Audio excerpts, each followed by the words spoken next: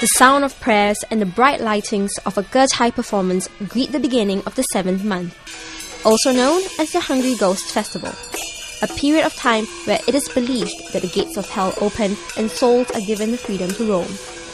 According to the Chinese calendar, this year's festival will last for a month, and for believers there are certain rules to be observed.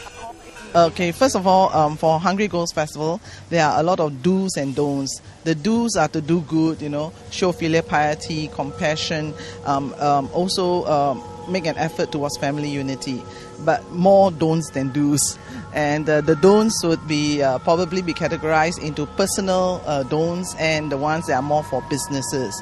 So that's why you can see a lot of festival celebrations or commemorations that are held at big scale because they are done on a commercial scale, because businesses would believe that during this 1 month, because of the hungry ghosts, what we call the good brothers are all around us, they want to appease their spirits and in the hope that they will not cause mischief in their businesses.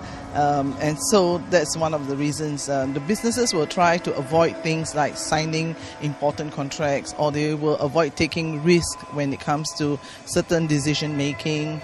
Probably the stock market will take a setback because people might not want to take big risks on that. On personal level, there are a lot more. There are people who believe that at night when you go out, try to avoid walking against a wall, don't walk in the dark lanes, definitely don't stand under a tree or at an isolated bus stop in the dark street.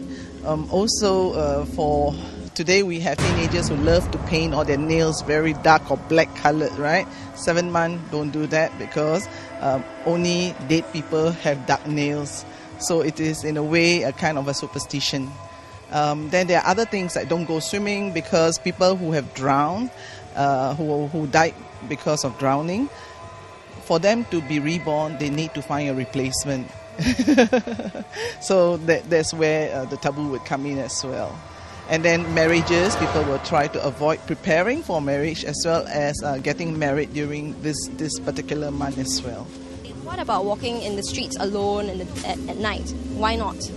Okay, in the dark, basically this is where all the spirits will lurk. So you want to try to avoid the dark area. And that's also one of the reasons why people will try not to have clutter. Because anything that's clutters and anything that is in the dark corner, anything that is covered in dust and cobweb is associated with the yin factor, which is all the negative energies. And what happens if you commit a taboo? I have heard cases of people who have, for example, when they had this Pt1, the song stage, and people were performing, and it is a norm that you must leave the first row of seats empty. They are reserved for the good brothers, in other words, the hungry ghosts. And some culturally unaware people have kind of seated themselves right in front, VIP view, very happy about it.